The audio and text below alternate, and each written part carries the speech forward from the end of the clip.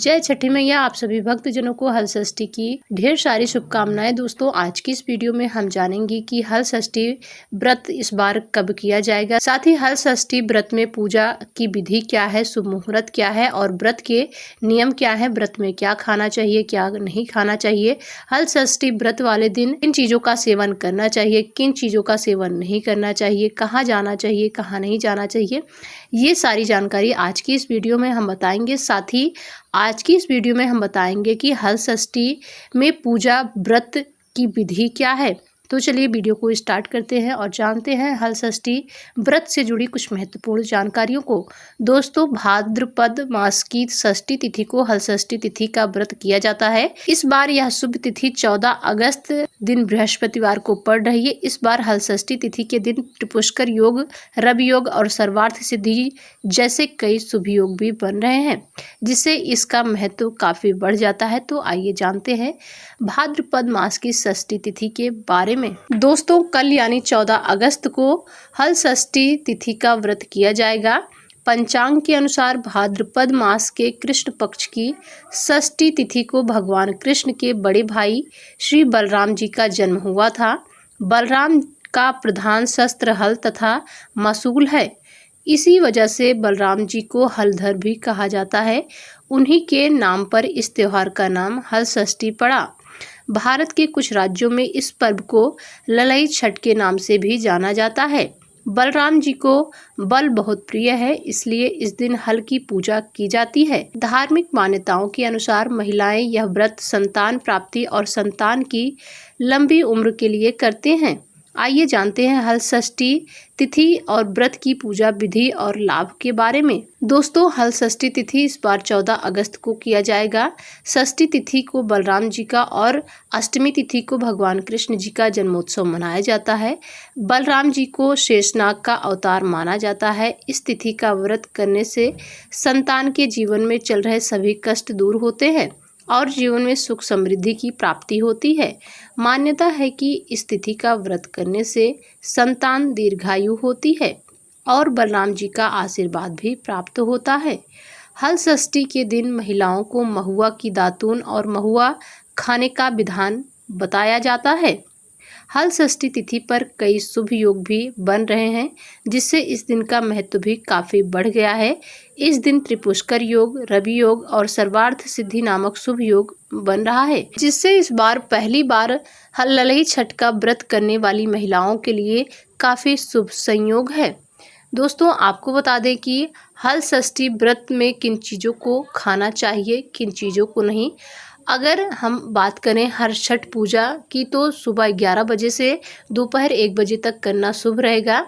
इसमें गाय के दूध से बने खाद्य पदार्थों और हल चले खेत से उत्पन्न कोई चीज़ नहीं खाई जाती है।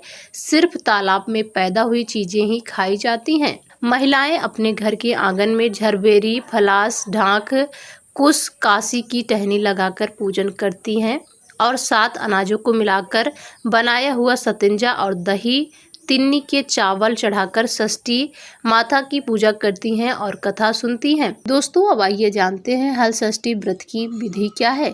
दोस्तों, सुबह ब्रह्म मुहूर्त में स्नान व ध्यान से निवृत्त होकर जमीन पर गोबर से लिपाई लगा लें और अब उसी जमीन में एक छोटा सा तालाब बना लें। इसमें आप ढाक और कुश की टहनियों को गाड़कर छठी माता को बना लें। अगर आपके पास ढाक और कुश उपलब्ध नहीं है तो आप झरबेरी, ताश, गूलर, पलास की एक एक शाखा बांधकर बनाई हर छठ को गाड़ दें और तालाब में जल भर दें। इसके बाद तालाब में वरुण देव की पूजा अर्चना करें।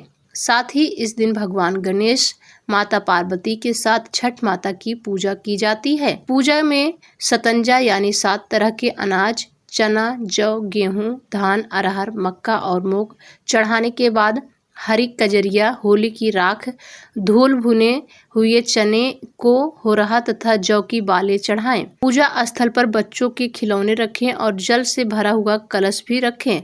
हर छठ के पास ही श्रृंगार का सामान, हल्दी से रंगा हुआ कपड़ा और आभूषण भी रखें। पूजन में भैंस का दूध और भैंस का दही का उपयोग करें। इसके बाद सभी की पूजा अर्चना करें और कथा सुनें। आपको बता दें कि उत्तर प्रदेश में इस व्रत को ललही छठ के नाम से जाना जाता है। जहां पर पूजा की विधि की बात करें तो सबसे पहले जमीन को भैंस के गोबर से लीप कर उसमें 2 तालाब बनाए जाते हैं। एक तालाब में दूध और एक तालाब में पानी भरा जाता है और अब इस तालाब में पानी भरने के बाद सामने ही ढाक और कुश को गाड़ करके छठी माता बनाई जाती हैं। पूजा करने से पहले आपको बता दें कि सबसे पहले जब भी व्रती औरतें इस पूजा करने बैठती हैं तो सबसे पहले ढाक और कुश पर वस्त्र चढ़ाती हैं। महिलाएं छठी मैया को साड़ी और श्रृंगार का सामान अर्पित करती हैं। फिर कुश में 6 गांठें लगाकर छठी मैया की आराधना करती हैं। इसके बाद महुआ और तिन्नी चावल का प्रसाद चढ़ाती हैं। साथ ही महिलाएं इस दिन छठी मैया को अर्घ भी देती हैं। जहां उत्तर प्रदेश में इस तरीके से पूजा की विधि की जाती है। इस दिन तिन्नी चावल का सेवन भी महिलाएं करती हैं। इस दिन महिलाएं महुआ और तिन्नी चावल की टिकिया भी अर्पित करती हैं और पूजा अर्चना करने के साथ ही कथा सुनने का विधान है। आइए अब जानते हैं हल षष्ठी तिथि पर क्या करें। हल षष्ठी तिथि पर महुआ की दातून करें। भोजन बनाते समय चम्मच की जगह महुआ के पेड़ की लकड़ी का उपयोग करें। महुआ के पेड़ के ही पत्ते का दोना और पत्तल का उपयोग करें। इस तिथि के दिन बिना हल जुते ही उगने वाले भोजन का प्रयोग करें। तिन्नी चावल का भात, भैंस का दूध और दही, घी, नमक और 6 प्रकार की सब्जियों का प्रयोग करें। अब आइए जानते हैं हल षष्ठी तिथि पर क्या न करें। हल षष्ठी तिथि पर हल चले हुए भूमि पर न चलें। हल चले जमीन का अन्य फल, साग, सब्जी व अन्य भोजन पदार्थों का सेवन न करें।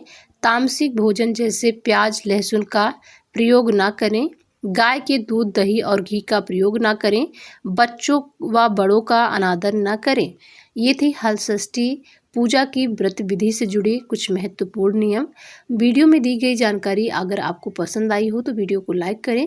ऐसी और जानकारियों के लिए हमारे चैनल को सब्सक्राइब जरूर करें, जिससे चैनल पर आने वाली आगे नए पूजा व्रत त्योहार से जुड़ी सभी जानकारी आपको सबसे पहले मिल सके।